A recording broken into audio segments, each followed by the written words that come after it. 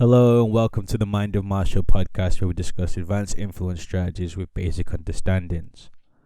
Okay, so now here's what we're going to be discussing today. We're going to discuss market communication psychology, what it looks like and why it's important. We're going to look at how you can start placing time and money on unqualified prospects. We're going to be making sure your market message is seen and heard, and establishing a relationship with your prospect. Okay, now the reason this is important because these key points are what's utilized by some of the most successful marketers on the planet. And the reason 95% of marketers and business owners that fail is because they don't understand these key things. So if you really want to succeed and you really want to expand your business, then you need to understand these points we've just discussed. So as we spoke about in an earlier podcast, the power of the DGP formula. If you've done your homework and your research, this will make sense. If you haven't, I suggest you go back and watch that so this makes a bit more sense. Well, basically, long story short, what we talked about was, the importance of what your target audience thinks and feels, where they're based, the gender and age, and, kids, marital status, all these kind of things. All these things are important, and we call it the DGP formula.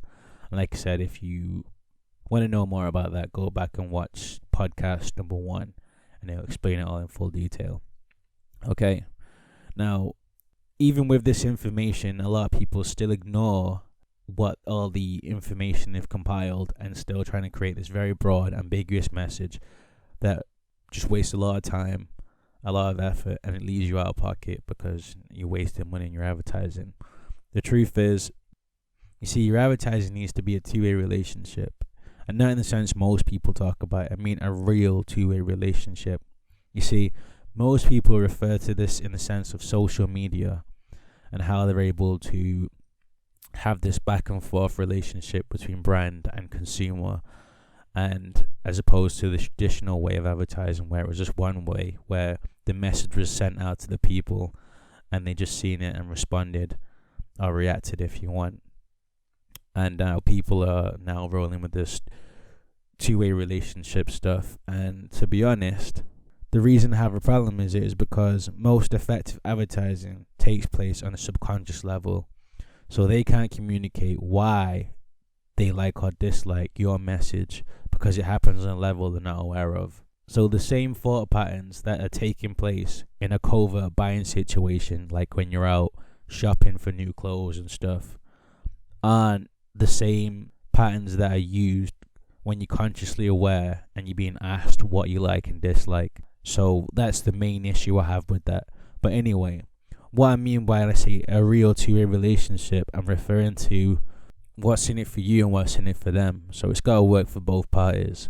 So on your side of the relationship, you need to communicate your message in the most effective way possible to the most responsive people possible to generate the most income possible. So naturally, that cuts out a lot of people and a lot of subjects, and that's fine because we only are dealing with people who have the best chance of giving us money again and again and again for what we have to offer. However, on the other side of the relationship, we have the prospect, and they're very me-orientated. They only care about what's going on in their world. And to be honest, they don't really care much for the disruptions, especially when it's not relevant to them. So your mission is to create the most personalized message to this group of people possible. So when they do come into contact with you, it feels personalized. It feels like it's tailored towards them, and it feels like something they can relate to. And when that happens, it doesn't matter how long it is. There's a lot of talk about long form sales letters and stuff like that. It doesn't matter how long the message is. If people are interested, they will read it and they will listen to it. In the same way they listen to news articles about celebrities and just gossip and all that other stuff that they're interested. It doesn't matter. They respond to it the same. If they're interested and it feels good to them, they will listen. Okay, so now we've got a little context to work with. Let's dig a little deeper so I can show you how to create a real strong market message that appeals to both parties. Right.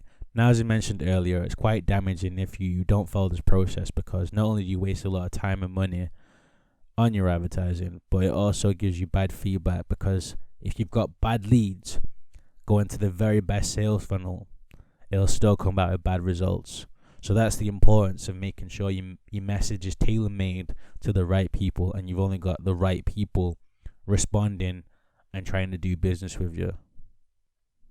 So we do this by creating a clear, concise message that explicitly states what the benefits are of the ideal prospect reading it.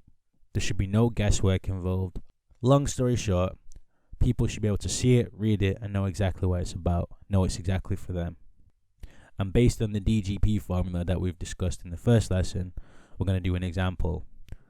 Okay, so we've got a 50-year-old American married woman who wants to recapture youth and be desirable for her husband again. Now, I can say from my time working in the cosmetic industry, this isn't an isolated case. There are tons of women in this age range with these exact same problems. So we know we have a big audience to work with here.